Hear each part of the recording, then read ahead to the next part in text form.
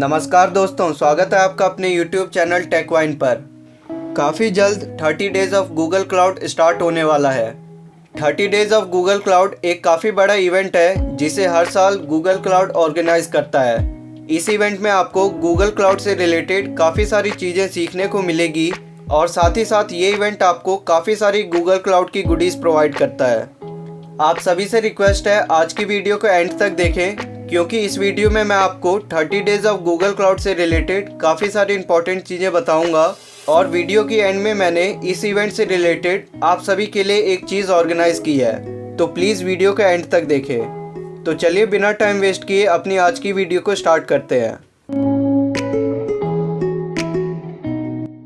30 days of Google cloud, इसे हर साल Google cloud organise करता है। हर साल गूगल क्लाउड 2 इवेंट्स ऑर्गेनाइज करता है, जिसमें पहला इवेंट होता है गूगल क्लाउड फैसिलिटेटर प्रोग्राम। इस इवेंट को समर के टाइम ऑर्गेनाइज किया जाता है और विंटर में Google cloud 30 days of Google cloud को ऑर्गेनाइज करता है। तो इस साल भी इस इवेंट को ऑर्गेनाइज किया गया है, लेकिन इसमें काफ़ी सारे चेंजेस किए गए हैं। इस साल 30 days of Google cloud expect किया जा रहा है कि 3 नवंबर से स्टार्ट होगा। फैसिलिटेटर और 30 डेज़, इनमें से अगर आप किसी भी इवेंट में पार्ट लेना चाहते हैं तो आपके कॉलेज में एक फैसिलिटेटर या फिर GDSC लीड होना चाहिए।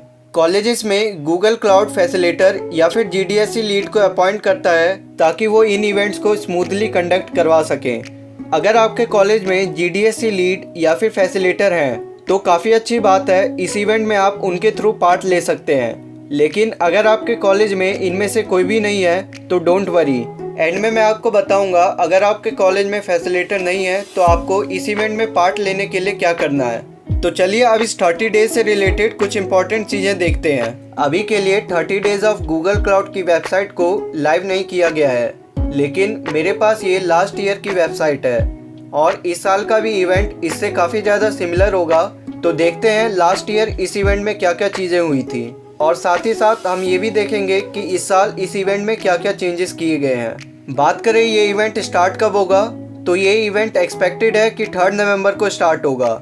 उसके बाद बात करते हैं इस इवेंट में एक्चुअली होता क्या है। तो आप में से कई लोगों ने इस साल गूगल क्लाउड फैसिलिटेटर इवेंट में पार्ट लिया था और कई लोगों ने उस इवेंट से गुडीज़ भी क्लेम की थी। तो आपको पता होगा इन इवेंट्स में ट्रैक्स होते हैं। जैसे गूगल क्लाउड फैसिलिटेटर में 4 ट्रैक्स थे और लास्ट ईयर 30 डेज़ में ये 2 ट्रैक थे।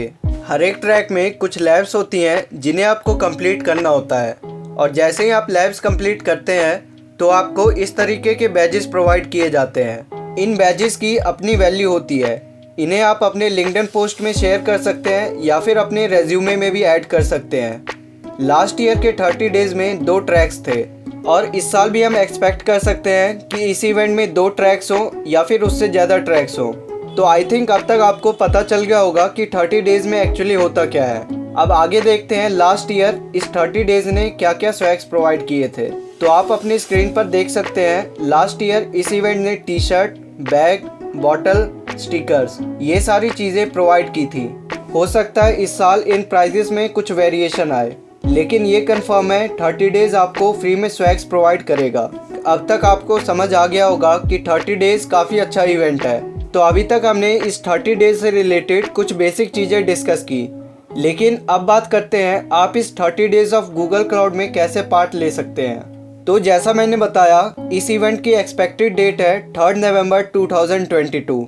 इस इवेंट में पार्ट लेने के लिए आपको एक फैसिलिटेटर या फिर GDSC लीड की नीड होती है। आप में से कई लोगों के कॉलेज में फैसिलिटेटर या फिर GDSC लीड्स हैं। जैसा कि आप इस पोल में देख सकते हैं, मैंने आप सभी से पूछा था कि आपके कॉलेज में फैसिलिटेटर या फिर GDSC लीड है। आप इस पोल का रिजल्ट अपने स्क्रीन पर देख सकते हैं। तो आप में से कई लोगों के कॉलेजेस में फैसिलिटेटर हैं, तो आपको कुछ नहीं करना है, आपको उनसे कांटेक्ट करना है और उन्हें बताना है कि आपको इस 30 डेज़ में पार्ट लेना है।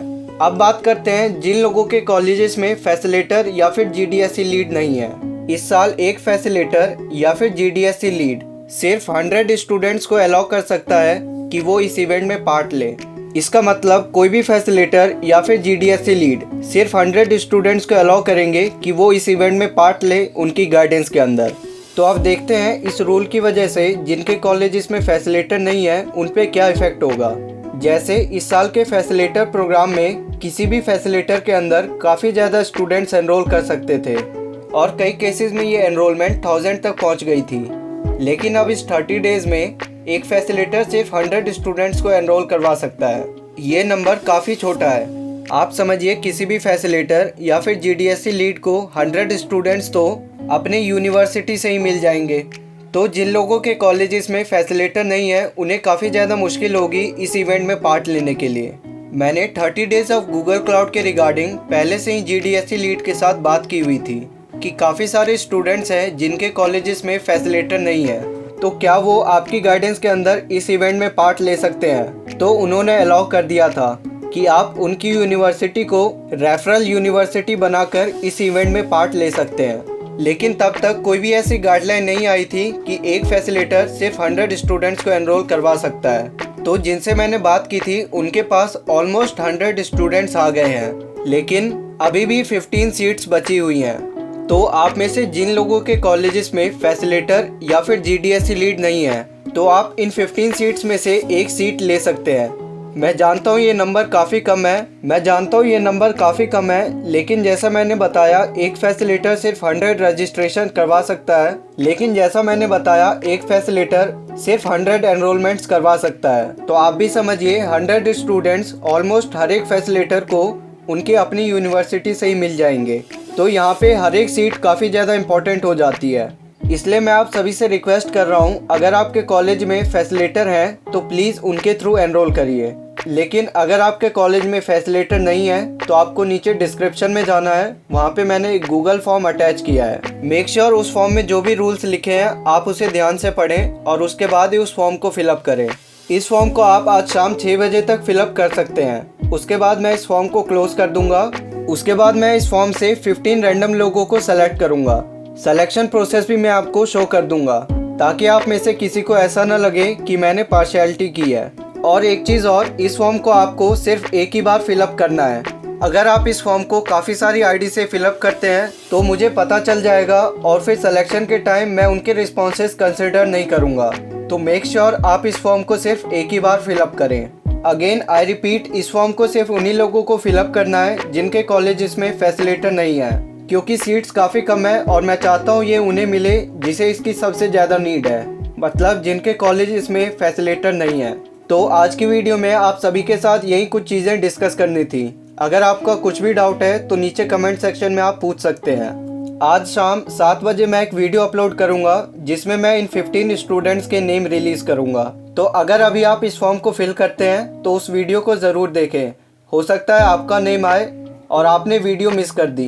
वीडियो को एंड करने से पहले अगर आपको वीडियो इन्फॉर्मेटिव लगी तो प्लीज़ चैनल को सब्सक्राइब करके रखें, क्योंकि फ्यूचर में मैं और भी सीट्स ऑर्गेनाइज़ करने की कोशिश करूंगा ताकि ज़्यादा से ज़्यादा लोग इस इवेंट में पार्ट ले सकें। तो प्लीज़ चैनल को सब्सक्राइब करके रखें ताकि आप कोई भी अपॉर्चुनिटी मिस ना कर पाएँ। तो चलिए आज की वीडियो को यहीं एंड करते हैं और मिलते हैं अपनी नेक्स्ट वीडियो में किसी इंटरेस्टिंग टॉपिक के साथ। For the next time, stay safe, stay healthy.